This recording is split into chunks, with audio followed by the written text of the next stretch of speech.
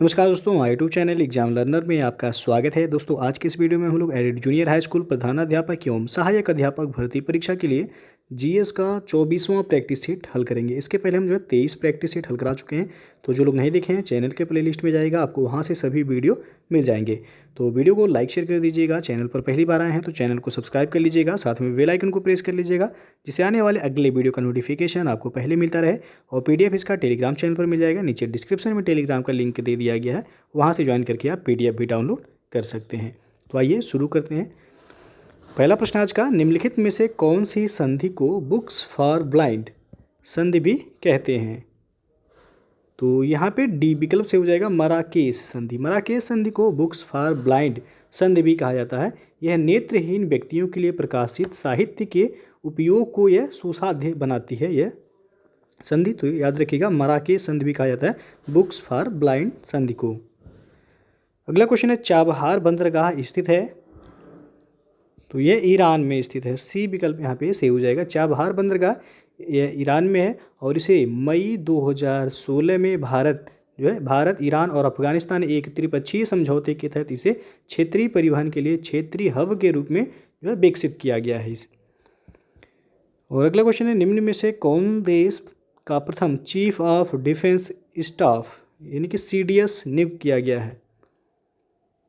तो ये है जनरल बिपिन सिंह रावत। ए विकल्प से हो जाएगा। भारत सरकार द्वारा चीफ ऑफ डिफेंस यानी कि सीडीएस पद के सृजन की घोषणा करने के बाद पूर्व सेना प्रमुख जनरल बिपिन रावत को 1 जनवरी को भारत का पहला सीडीएस नियुक्त किया गया। सीडीएस इस सेना से संबंधित मामलों पर सरकार के लिए एक सूत्रीय सलाहकार के रूप में ये कार्य करेंगे। और अगला क्वेश्चन है, निम्नलिखित में से कौन सा एक भारत में बाघ संरक्षित परियोजना के अंतर्गत नहीं है? तो यहाँ पे आप देख सकते हैं बी विकल्प दिया गया है चिल्का। चिल्का एक झील है जो कि उड़ीसा में स्थित है। और पूछा था यह किस टाइप का झील है? तो यह लैगून झील है। बाकी दुधवा, कान्हा और मानस ये सभी बाघ संरक्षित परियोजनाएं हैं या उद्यान हैं। अगला क्वेश्चन है, निम्नलिखित में से कौन सा भारत में स्थापित प्रथम राष्ट्रीय उद्यान है? तो यह है आपका जिम कॉर्बेट राष्ट्रीय उद्यान। बी ऑप्शन यहाँ पे सही हो जाएगा। भारत के प्रथम राष्ट्रीय उद्यान की स्थापना वर्ष 1936 में हैली राष्ट्रीय उद्यान के नाम से की गई थी और यह उद्यान अब जिम कॉर्बेट राष्ट्रीय उद्यान के नाम से जाना जाता है। तो याद रखिएगा, यहाँ पे बी ऑप्शन सही हो जाएगा। अगला क्वेश्चन है, भारत का वह कौन सा राज्य है जिसका वनाच्छादित क्षेत्रफल सर्वाधिक है? तो यह है मध्य प्रदेश। ए ऑप्शन यहाँ पे सही हो जाएगा। भारतीय वन सर्वेक्षण द्वारा जारी वन रिपोर्ट 2019 जारी किया गया, जो कि क्रम से देखा जाए तो ये 16वीं वन रिपोर्ट थी। इसके अनुसार मध्य प्रदेश सर्वाधिक वन आच्छादित वाला राज्य है। इसके बाद अरुणाचल प्रदेश है दूसरे नंबर पर, तीसरे पे छत्तीसगढ़ और उड़ीसा चौथे पर उड़ीसा का स्थान है। यदि प्रतिशत के हिसाब से पूछा जाता तो हो जाता आपका मिजोरम। सर्वाधिक प्रतिशत वाला वनाच्छादित राज्य वह मिजोरम है, जिसकी 85.41% भाग वह वनाच्छादित है। तो यहाँ आपका ए ऑप्शन से हो जाएगा मध्य प्रदेश। अगला प्रश्न है आपका, रामसर सम्मेलन संरक्षण से संबंधित था किससे? तो यह नम भूमि या आर्द्र भूमि। सी ऑप्शन यहाँ पे सही है। रामसर सम्मेलन ये आर्द्र भूमियों के संरक्षण से संबंधित है। रामसर ईरान में अवस्थित एक नगर है। 2 फरवरी 1971 में यहीं हुई बैठक के बाद इस कन्वेंशन की नींव पड़ी और वर्ष 1975 में पूर्णतः यह क्रियान्वित हुआ। रामसर में हुई बैठक के कारण ही इसे रामसर कन्वेंशन के नाम से जाना जाता है। तो यह आर्द्र भूमि से संबंधित है। अगला क्वेश्चन है, रेड डाटा बुक का संबंध है किससे? तो यहाँ बी ऑप्शन से हो जाएगा, विलुप्ति के संकट से ग्रस्त जीव जंतुओं से। रेड डाटा बुक का संबंध विलुप्ति के संकट से ग्रस्त जीव जंतुओं से है। और रेड डाटा बुक ये सन 1963 से IUCN द्वारा जारी किया जाता है, जिसकी स्थापना सन 1948 में हुआ था और इसका मुख्यालय वह ग्लेन शहर में है, जो कि स्विट्जरलैंड में है। और अगला क्वेश्चन है, राजीव गांधी वन्यजीव संरक्षण पुरस्कार दिया जाता है? तो यहाँ पे डी ऑप्शन से हो जाएगा, उपर्युक्त सभी को वन्यजीवों के क्षेत्र में किए गए विशिष्ट कार्यों के लिए शैक्षिक एवं शोध संस्थाओं, वन एवं वन्यजीव अधिकारियों तथा वन्य जीव संरक्षकों आदि को जो है पर्यावरण एवं वन मंत्रालय द्वारा राजीव गांधी वन्य जीव संरक्षण पुरस्कार जो है प्रदान किए जाते हैं। तो यहाँ आपका डी ऑप्शन से हो जाएगा उपर्युक्त सभी को। अगला क्वेश्चन है, निम्नलिखित में से कौन सही सुमेलित नहीं है? एक तरफ राष्ट्रीय उद्यान दिया गया है और दूसरी तरफ राज्य दिया गया है, तो इसमें से कौन सा सही सुमेलित नहीं है ये बताना है। तो यहाँ आप देख सकते हैं डी ऑप्शन में दिया गया है फिन वैली राष्ट्रीय उद्यान जम्मू कश्मीर, जो कि गलत है। फिन वैली राष्ट्रीय उद्यान ये आपका हिमाचल प्रदेश में है। हिमाचल प्रदेश के लाहौल एवं स्पीति जिले में यह स्थित है फिन वैली राष्ट्रीय उद्यान। तो ये आपका सुमेलित है। बांदीपुर राष्ट्रीय उद्यान कर्नाटक में है, राजाजी राष्ट्रीय उद्यान उत्तराखंड में है, सिमलीपाल राष्ट्रीय उद्यान उड़ीसा में है। बाकी सभी सुमेलित हैं। डी ऑप्शन जो है ये आपका फिन वैली हिमाचल प्रदेश में है। अगला क्वेश्चन है, निम्नलिखित में से कौन सी बायोडीजल की फसल है? तो यहाँ सी ऑप्शन से हो जाएगा जेट्रोफा। जेट्रोफा बायोडीजल की फसल है। जेट्रोफा जो है ये पुष्पीय पादपों की प्रजाति का पौधा है जो कि सूखे तथा विनाशकारी कीटों के प्रति प्रतिरोधी है। यह ऐसे बीज उत्पन्न करता है जिसमें करीब 27 से लेकर के 40% तक तेल होता है और जेट्रोफा के तेल को डीजल इंजनों में प्रयोग हेतु बायोडीजल में परिवर्तित कर दिया जाता है। अगला क्वेश्चन है, उत्तर प्रदेश में कृत्रिम अंग निर्माण निगम कहाँ स्थित है? तो यह कानपुर में है। सी विकल्प यहाँ पे सही हो जाएगा। अगला प्रश्न अब देखते हैं कि जनगणना 2011 के अंतिम, यहाँ अंतिम होगा, अंतिम आंकड़ों के अनुसार उत्तर प्रदेश में उच्चतम साक्षरता दर वाला जिला कौन सा है? तो सर्वाधिक साक्षरता वाला जिला पूछा गया है, गौतम बुद्ध नगर हो जाएगा। ये विकल्प यहाँ पे सही हो जाएगा। गौतम बुद्ध नगर जो है पहले स्थान पे है, उसके बाद जो है कानपुर नगर है, औरैया है। यदि न्यूनतम साक्षरता वाला जिला पूछा जाता है तो वह श्रावस्ती, याद रखिएगा। और सर्वाधिक साक्षरता वाला उत्तर प्रदेश का जिला जो है गौतम बुद्ध नगर है। अगला क्वेश्चन है, जनगणना 2001 के अनुसार उत्तर प्रदेश में महिला पुरुष संख्या का अनुपात कितना था? यानी कि लिंग अनुपात पूछा गया 2001 की जनगणना के अनुसार।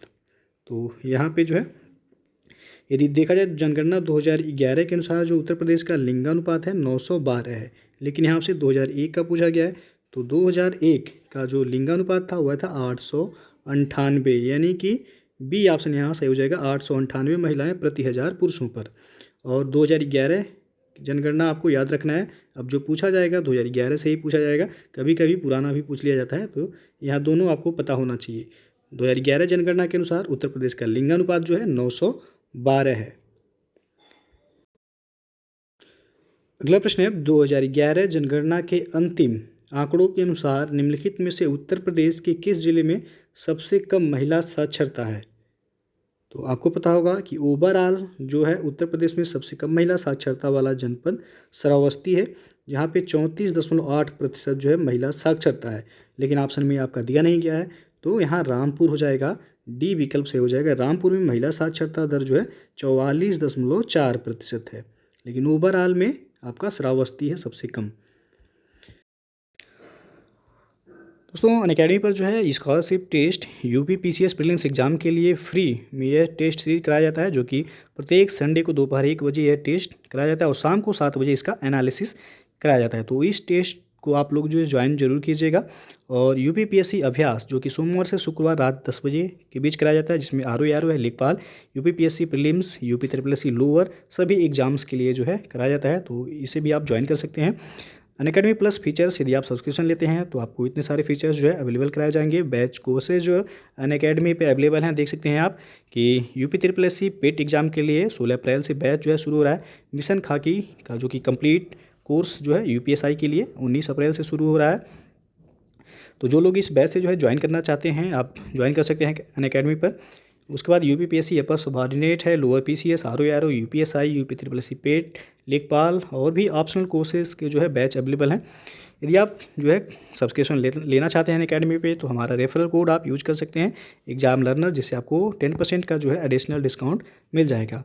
यदि आप 1 मंथ का सब्सक्रिप्शन लेते हैं तो 1260 रुपये पे करना है, 3 मंथ का 3150, 6 मंथ का 5040, उसके बाद 1 साल का 6300 और 24 मंथ यानी 2 साल का सब्सक्रिप्शन लेते हैं तो आपको 7560 रुपये पे करना पड़ेगा।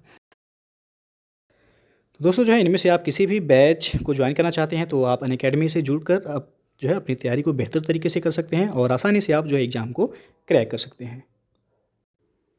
अगला प्रश्न अब आपका, हड़प्पा किस नदी के किनारे अवस्थित है? 4 विकल्प दिया गया है, आपको बताना है इसमें से कौन सा सही हो जाएगा। तो हड़प्पा जो है ये रावी नदी के किनारे अवस्थित है, सी ऑप्शन यहाँ सही हो जाएगा।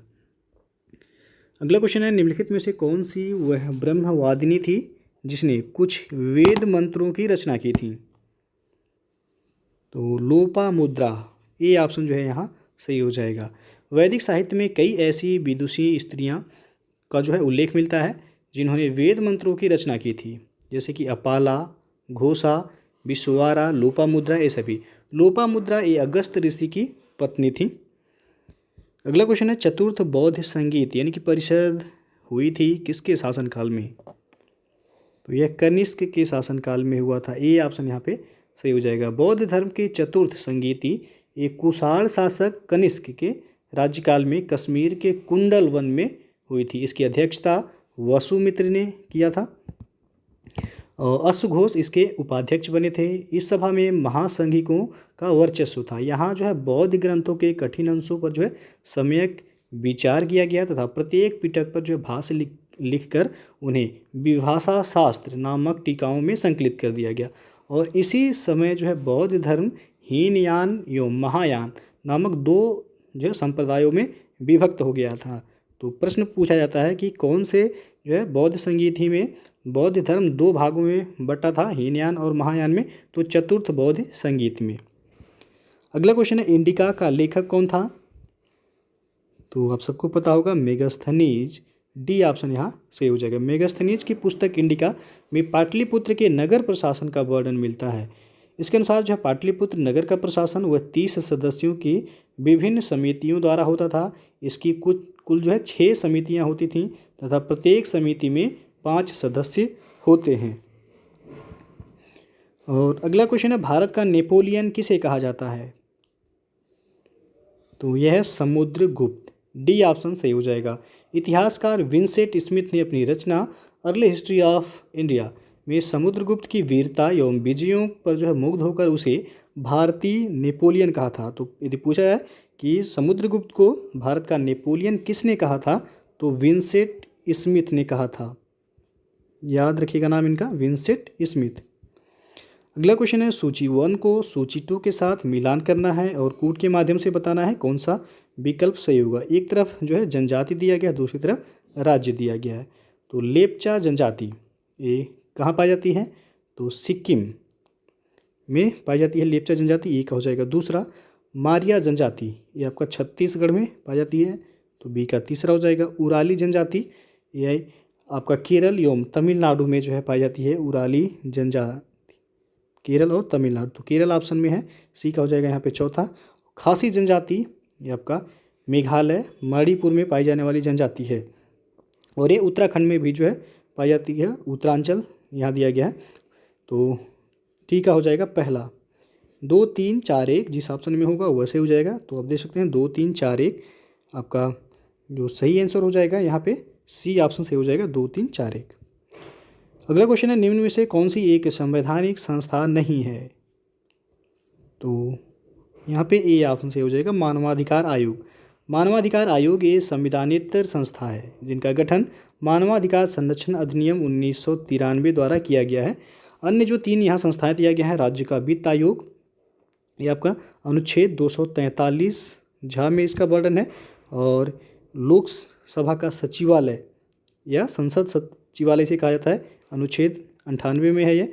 केंद्र का वित्त आयोग ये आपका अनुच्छेद 280 में इसका वर्णन है। मानवाधिकार जो है आपका संवैधानिक संस्था नहीं है। अगला क्वेश्चन है, जिस समिति ने लोकतांत्रिक विकेंद्रीकरण और पंचायत राज की सिफारिश की उसका सभापति कौन था? तो वह थे बलवंत राय मेहता, डी ऑप्शन सही हो जाएगा यहाँ पे। लोकतांत्रिक विकेंद्रीकरण और पंचायती राज व्यवस्था के वास्तुकार बलवंत राय मेहता थे और पंचायती राज की सिफारिश के लिए गठित समिति के सभापति बलवंत राय मेहता ही थे। इस समिति ने जो है त्रिस्तरीय पंचायत प्रणाली की सिफारिश की थी। समिति की सिफारिश को आधार बनाकर जो है 2 अक्टूबर 1959 में जो है नागौर जो कि राजस्थान में है, जवाहरलाल नेहरू ने पंचायती राज का यहीं से उद्घाटन किया था।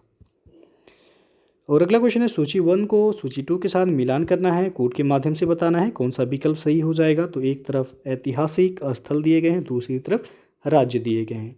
तो भीमबेटका ये आपका किस राज्य में पड़ेगा? तो मध्य प्रदेश, एक हो जाएगा दूसरा। शोर टेम्पल ये आपका तमिलनाडु में है, बी का हो जाएगा तीसरा। हम्पी कर्नाटक में है, सी का हो जाएगा चौथा। और मानस ये आपका असम में है, तो डी का हो जाएगा पहला। 2 3 4 1। अब देख सकते हैं ऑप्शन में यहाँ पे बी ऑप्शन सही हो जाएगा। अगला क्वेश्चन है चालुक्यों की राजधानी कहाँ थी? तो वातापी में, ए ऑप्शन सही है यहाँ। बीजापुर कर्नाटक में पड़ता है। बीजापुर जिले की वातापी नामक प्राचीन नगर का आधुनिक नाम वादामी है। 6ठी-7वीं शताब्दी ईस्वी में यह चालुक्यों की राजधानी थी। वातापी के चालुक्य राजवंश का वास्तविक संस्थापक जो था वह था पुलकेशिन प्रथम। तो यहाँ पे जो है आपका ए ऑप्शन सही हो जाएगा। अगला क्वेश्चन है निम्नलिखित में से किसने राष्ट्रकूट साम्राज्य की नींव रखी थी? तो दंती दुर्ग ने, बी ऑप्शन सही हो जाएगा यहाँ पे।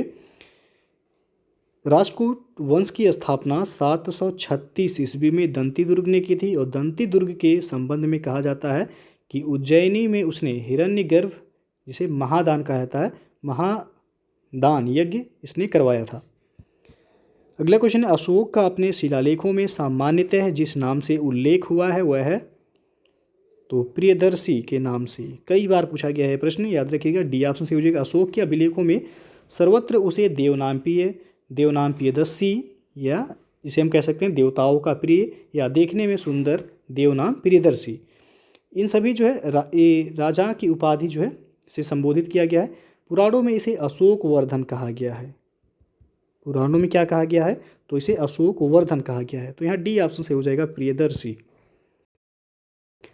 अगला क्वेश्चन है आपका कि शून्य का आविष्कार किया था किसने? तो यहाँ डी विकल्प से होगा, किसी अज्ञात भारतीय ने। शून्य का आविष्कार ईसा पूर्व 2री शताब्दी में जो है किसी अज्ञात भारतीय द्वारा किया गया था। अरबों ने इसे भारत से सीखा और यूरोप में फैलाया। अरब देश में शून्य का प्रयोग सबसे पहले 873 ईस्वी में पाया जाता है। तो यहाँ डी ऑप्शन जो है सही हो जाएगा। और अगला प्रश्न देखते हैं मंगोल आक्रमणकारी चंगेज खां भारत की उत्तर पश्चिम सीमा पर निम्न में से किसके काल में आया था? तो ये इल्तुतमिश के शासनकाल में आया हुआ था, बी ऑप्शन से हो जाएगा। मंगोल नेता चंगेज खां भारत की उत्तर पश्चिम सीमा पर इल्तुतमिश के शासनकाल में आया था। और चंगेज खां के प्रकोप से रक्षार्थ ख्वारिज़म शाह का पुत्र जलालुद्दीन मंगवर्नी ये सिंधु घाटी पहुंचा। संभवतः चंगेज खां ने इल्तुतमिश के पास अपने दूत भेजे थे कि वह मंगवर्नी की सहायता न करें। अतः जो है इल्तुतमिश ने उसकी कोई सहायता न की। और जब मंगवर्नी 1224 ईस्वी में भारत से चला गया तो इस समस्या का जो है समाधान हो गया था। अगला क्वेश्चन है दिल्ली के किस सुल्तान के विषय में कहा गया है कि उसने रक्त और लौह की नीति अपनाई थी? तो बलबन, बी ऑप्शन सही हो जाएगा। बलबन के विषय में यह कहा गया है कि उसने रक्त और लौह की नीति अपनाई थी। और बलबन के राजत्व सिद्धांत की 2 मुख्य विशेषताएं थी। पहला कि सुल्तान का पद ईश्वर के द्वारा प्रदत्त होता है, और दूसरा था कि सुल्तान का निरंकुश होना आवश्यक है। बलबन के अनुसार जो है कि सुल्तान पृथ्वी पर ईश्वर का प्रतिनिधि यानी कि नियामत एक खुदाई है और उसका स्थान पैगंबर के पश्चात है। तो ये कथन कभी कभी दे दिया जाता है और पूछा जाता है कि किसने यह कहा था? तो बलबन ने कहा था। अगला क्वेश्चन है सूची 1 को सूची 2 के साथ मिलान करना है, कोड के माध्यम से बताना है कौन सा विकल्प सही होगा यहाँ। तो चलिए देखते हैं। तो सबसे पहला दिया गया है आदिल शाही। तो आदिल शाही जो है हो जाएगा बीजापुर, यानी कि एक हो जाएगा दूसरा। कुतुब शाही हो जाएगा आपका यहाँ पे गोलकुंडा, तो बी का तीसरा। निजाम शाही हो जाएगा आपका यहाँ पे अहमदनगर, सी का पहला। और सरकी शाही का संबंध हो जाएगा जौनपुर से, डी का हो जाएगा चौथा। तो 2 3 1 4 जिस ऑप्शन में होगा वैसे हो जाएगा। 2 3 1 4 आप देख सकते हैं विकल्प डी जो है यहाँ सही है। अगला क्वेश्चन है निम्नलिखित में कौन सुमेलित है? तो यहाँ आप देख सकते हैं 4 ऑप्शन दिया गया है, इसमें से कौन सा सुमेलित है ये बताना है। तो सी ऑप्शन देख सकते हैं आप, द्वैतवाद के प्रवर्तक मध्वाचार्य हैं, ये आपका बिल्कुल सही है। अद्वैतवाद के प्रवर्तक दिया गया है रामानुजम। जो कि गलत है। अद्वैतवाद के प्रवर्तक हैं शंकराचार्य, ना कि रामानुजम। तो पहला गलत है। विशिष्टाद्वैतवाद के प्रवर्तक दिया गया है शंकराचार्य, ये भी गलत है। विशिष्ट द्वैतवाद के प्रवर्तक हैं रामानुजाचार्य। तो उसके बाद द्वैतवाद के प्रवर्तक दिया गया वल्लभाचार्य, जो कि गलत है। द्वैतवाद के प्रवर्तक हैं निम्बार्काचार्य, जो कि सनक संप्रदाय से ये संबंधित हैं। तो यहाँ पे आपका सुमेलित जो है केवल सी ऑप्शन सुमेलित है। अगला क्वेश्चन है शाकुंतलम किसने लिखा है? तो कालिदास, सी ऑप्शन यहाँ पे सही हो जाएगा। कालिदास को जो है 7 ग्रंथों के लिखने का जो है श्रेय इनको मिलता है। रघुवंश है, कुमार संभव है, मेघदूत, ऋतुसंहार है, मालविकाग्निमित्रम है, विक्रमोर्वशीय है और अभिज्ञान शाकुंतलम। इनमें प्रथम 2 महाकाव्य और 2 खंड काव्य तथा अंतिम 3 जो है वह नाटक ग्रंथ हैं। तो ये पूछा जाता है, याद रखिएगा। कुल 7 ग्रंथ इन्होंने लिखे हैं। अगला क्वेश्चन है आपका धार्मिक कविताओं का संकलन कुरल किस भाषा में है? तो यह है तमिल में, बी ऑप्शन सही हो जाएगा यहाँ पे। कुरल ये तमिल साहित्य का बाइबिल तथा लघु वेद माना जाता है। इसे मुप्पाल भी कहा जाता है। इसकी रचना सुप्रसिद्ध कवि तिरुवल्लुवर ने की थी। अनुश्रुतियों के अनुसार तिरुवल्लुवर ब्रह्मा के अवतार जो है माने जाते हैं। अगला क्वेश्चन है निम्न में से किस सिख गुरु ने खालसा पंथ की स्थापना की थी? तो गुरु गोविंद सिंह ने, ए ऑप्शन सही हो जाएगा। खालसा पंथ की स्थापना अंतिम सिख जो कि 10वें गुरु थे गुरु गोविंद सिंह, इन्होंने जो है 1699 को बैसाखी के दिन आनंदपुर साहिब में की थी। और खालसा पंथ की स्थापना हुए 300 वर्ष से अधिक जो है समय बीत चुके हैं, आपको पता होगा। तो यहाँ ए ऑप्शन सही हो जाएगा कि खालसा पंथ की स्थापना गुरु गोविंद सिंह ने की थी। अगला क्वेश्चन है सिराजुद्दौला लॉर्ड क्लाइव द्वारा परास्त हुआ था किस युद्ध में? तो ये प्लासी के युद्ध में, ए ऑप्शन सही हो जाएगा यहाँ पे कि भारत में जो है ब्रिटिश प्रभुत्व का प्रारंभ प्लासी के युद्ध से ही माना जाता है।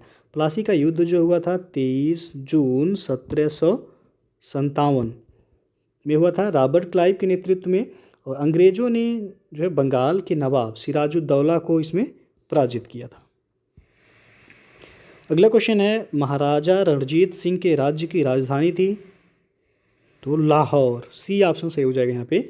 1798 ईस्वी में अफगानिस्तान के शासक जमान शाह ने पंजाब पर आक्रमण किया और वापस जाते समय उसकी तोपें चिनाब नदी में गिर गईं। रणजीत सिंह ने उन्हें निकलवा कर वापस भिजवा दिया।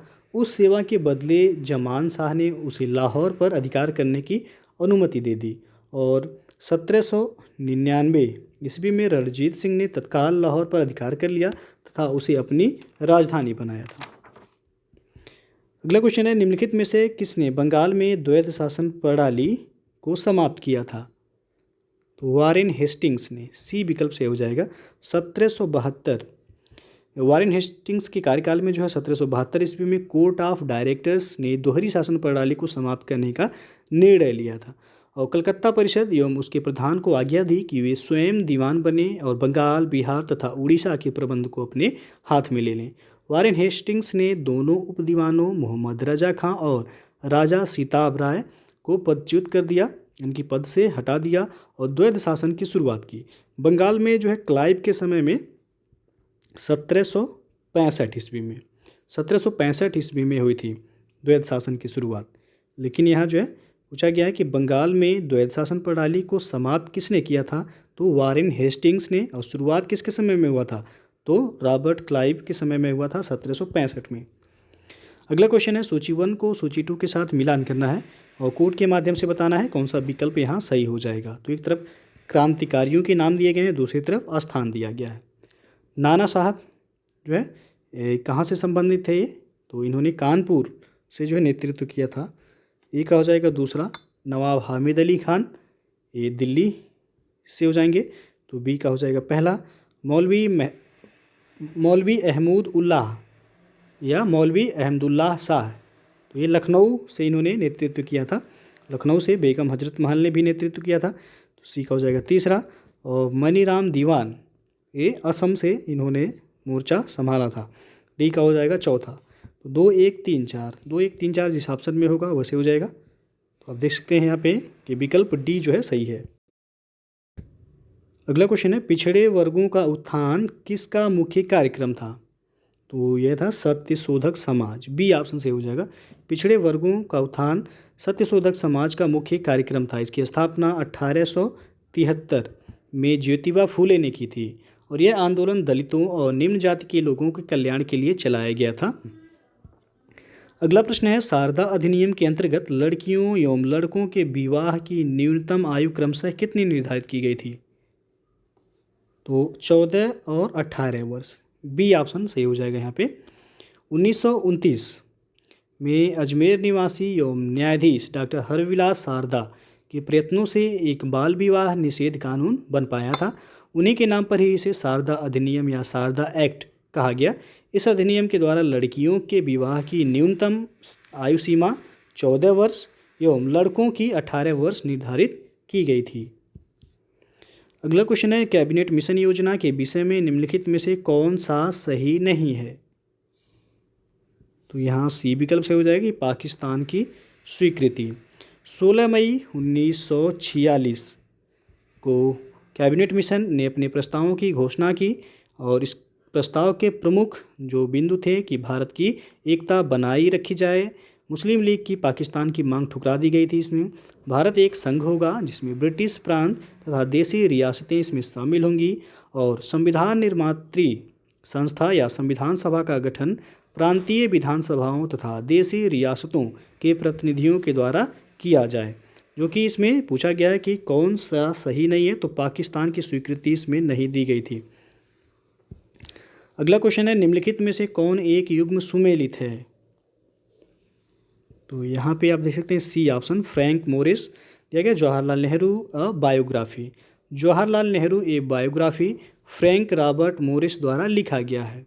बाकी आप देख सकते हैं यहाँ पे the life of Mahatma Gandhi के जो लेखक हैं वह हैं लुई फिशर, न कि दुर्गादास। तो पहला आपका इसलिए गलत हो जाएगा। उसके बाद जो है दिया गया India from Curzon to Nehru and after, इसके लेखक हैं दुर्गादास, न कि लुई फिशर। तो बी ऑप्शन भी आपका सुमेलित नहीं है। डी दिया गया है कि India divided, India divided doctor Rajendra Prasad के पुस्तक का नाम है, न कि मौलाना अबुल कलाम आज़ाद का। तो ये भी जो है आपका गलत है। तो सुमेलित केवल जो है Frank Morris Jawaharlal Nehru a biography. अगला क्वेश्चन है, इंडियन वार ऑफ इंडिपेंडेंस 1857 के लेखक हैं। तो वह हैं वी डी सावरकर, सी विकल्प सही हो जाएगा। The Indian war of independence 1857 के लेखक विनायक दामोदर सावरकर हैं, जिन्हें बी डी सावरकर कहा जाता है। उन्होंने इस पुस्तक में 1857 की क्रांति को प्रथम स्वतंत्रता संग्राम की संज्ञा दी है, जबकि आर सी मजूमदार ने जो है 1857 के विद्रोह को स्वतंत्रता संग्राम वह नहीं मानते हैं। अगला प्रश्न है, भारत के सर्वोच्च न्यायालय ने संविधान के आधारभूत ढांचे के सिद्धांत को स्पष्ट किया है। तो केशवानंद भारती बनाम केरल वाद में, डी ऑप्शन यहाँ पे सही हो जाएगा। केशवानंद भारत बनाम केरल राज्यवाद 1973 में सर्वोच्च न्यायालय ने संविधान के आधारभूत ढांचे के सिद्धांत का प्रतिपादन किया। इसका आशय है कि संसद संविधान के मूल ढांचे में संशोधन नहीं कर सकती है। और अगला क्वेश्चन है, राज्य पुनर्गठन आयोग ने 1 नवंबर 1956 को कितने राज्य तथा कितने संघ राज्य बनाए? तो इसमें 14 राज्य और 6 संघ राज्य बनाए थे। ए ऑप्शन सही हो जाएगा। स्वतंत्रता के पश्चात जो है नए राज्यों के निर्माण के लिए फजल अली की अध्यक्षता में एक राज्य पुनर्गठन आयोग का गठन हुआ, जिसकी सिफारिश पर 14 राज्य एवं 6 संघ राज्य क्षेत्र स्थापित किए गए। आंध्र प्रदेश ये स्वतंत्रता के पश्चात जो है भाषा के आधार पर गठित होने वाला पहला राज्य था, जो कि 1 अक्टूबर 1953 को इसका गठन हुआ था। अगला क्वेश्चन है, निम्नलिखित भारतीय राज्यों का उनके निर्माण के अनुसार कालानुक्रम बनाएं तथा अंत में दिए गए कोड का प्रयोग करते हुए सही उत्तर का चयन कीजिए। पहला दिया गया छत्तीसगढ़, दूसरा अरुणाचल प्रदेश, तीसरा है झारखंड और चौथा है सिक्किम। तो आपको बता दें कि जो सबसे पहला राज्य गठित हुआ था भाषा के आधार पर, इसके पहले भी हम बता चुके हैं 1953, यानी कि 1 अक्टूबर 1953 को भाषा के आधार पर गठित होने वाला पहला राज्य था आपका आंध्र प्रदेश। उसके बाद 1958 में राजस्थान का गठन हुआ, फिर 1960 में महाराष्ट्र का, लेकिन यहाँ आपको छत्तीसगढ़, अरुणाचल प्रदेश, झारखंड और सिक्किम में बताना है और कालक्रमानुसार। तो सिक्किम का जो है गठन हुआ था 1975 में, 16 मई 1975 को सिक्किम का गठन हुआ। सिक्किम के गठन के बाद जो है 1987 में 20 फरवरी 1987 को अरुणाचल प्रदेश का गठन हुआ। उसके बाद जो है छत्तीसगढ़ का 1 नवंबर सन 2000 को गठन हुआ। छत्तीसगढ़ के बाद जो है अब झारखंड का गठन हुआ कब, 15 नवंबर सन 2000 को। तो काल क्रमानुसार व्यवस्थित करना है तो सबसे पहले हो जाएगा सिक्किम, यानी कि चौथा, सिक्किम के बाद अरुणाचल प्रदेश दूसरा, उसके बाद छत्तीसगढ़। यहाँ छत्तीसगढ़ का ध्यान दीजिएगा कि 1 नवंबर सन 2000 को छत्तीसगढ़ का गठन हुआ था और झारखंड का जो है 15 नवंबर को हुआ था। तो छत्तीसगढ़ पहले आ जाएगा, उसके बाद झारखंड बाद में। तो 4-2-1-3 आप देख सकते हैं विकल्प बी जो है यहाँ सही हो जाएगा। अगला क्वेश्चन है सूची 1 को सूची 2 के साथ मिलान करना है और कोड के माध्यम से बताना है कौन सा विकल्प सही है यहाँ। तो आप देख सकते हैं एक तरफ बीमारी दिया गया है, दूसरी तरफ फसल दिया गया है। तो सबसे पहला है ब्लैक रस्ट। तो ब्लैक रस्ट की बीमारी गेहूं में लगती है, ए का हो जाएगा चौथा। स्टेम राट की बीमारी चावल में लगती है, तो बी का हो जाएगा पहला। वाइट रस्ट, तो वाइट रस्ट की बीमारी जो है ये आपका सरसों में लगता है, सी का हो जाएगा दूसरा। और अर्ली ब्लाइट की बीमारी ये आलू में लगता है, तो डी का हो जाएगा तीसरा, यानी कि 4-1-2-3। 4-1-2-3 आप देख सकते हैं विकल्प बी सही है। अगला प्रश्न है वैश्विक ऊष्मन यानी कि ग्लोबल वार्मिंग के फलस्वरूप निम्नलिखित में किसकी बारंबारता और प्रचंडता बढ़ रही है। तो यहाँ पे डी विकल्प से हो जाएगा उपरोक्त सभी का। ये प्रश्न आपका यूपी पीसीएस में पूछा भी जा चुका है। वैश्विक ऊष्मन या ग्लोबल वार्मिंग ये पृथ्वी पर जो है जीवन के समक्ष सबसे गंभीर चुनौती है। आईपीसीसी के अनुसार जो है वैश्विक ऊष्मन से ग्लेशियर के पिघलने की दर बढ़ेगी, समुद्री जल स्तर में वृद्धि होगा, सूखा और बाढ़ की बारंबारता एवं तीव्रता में वृद्धि होगी, चक्रवात, तूफान, बवंडर आदि की जो है बारंबारता एवं तीव्रता में जो है इसमें वृद्धि होगी। तो यहाँ डी विकल्प से हो जाएगा उपरोक्त सभी की। और अंतिम प्रश्न है गोकक जलप्रपात किस जिले में स्थित है। तो यहाँ पे आपका ये ऑप्शन से हो जाएगा बेलगांव में। गोकक जलप्रपात ये कर्नाटक के बेलगांव जिले में कृष्णा की सहायक घाट प्रभा नदी पर है और इसकी ऊंचाई है 52 मीटर। गोकक नाम वहाँ पाए जाने वाले गोकी वृक्ष की वजह से जो है उसका नाम जो है पड़ा है गोकक जलप्रपात। तो ए ऑप्शन यहाँ पे सही हो जाएगा। तो दोस्तों जो है ये था आपका एडेड जूनियर हाई स्कूल प्रधानाध्यापक एवं सहायक अध्यापक भर्ती परीक्षा के लिए जीएस का 24वां प्रैक्टिस सेट। इसके पहले जो है हम 23 प्रैक्टिस सेट अपलोड कर चुके हैं, तो जो लोग नहीं देखे हैं चैनल के प्लेलिस्ट में जाएगा, आपको वहां से सभी वीडियो मिल जाएंगे। तो वीडियो यदि पसंद आया हो तो लाइक शेयर कर दीजिएगा, चैनल पर पहली बार आए हैं तो चैनल को सब्सक्राइब कर लीजिएगा, साथ में बेल आइकन को प्रेस कर लीजिएगा जिससे आने वाले अगले वीडियो का नोटिफिकेशन आपको पहले मिलता रहे। और पीडीएफ आपको टेलीग्राम चैनल पर मिल जाएगा, नीचे डिस्क्रिप्शन में उसका भी लिंक दे दिया गया है, वहाँ से ज्वाइन करके आप पीडीएफ डाउनलोड कर सकते हैं। तो वीडियो को पूरा देखने के लिए बहुत बहुत धन्यवाद।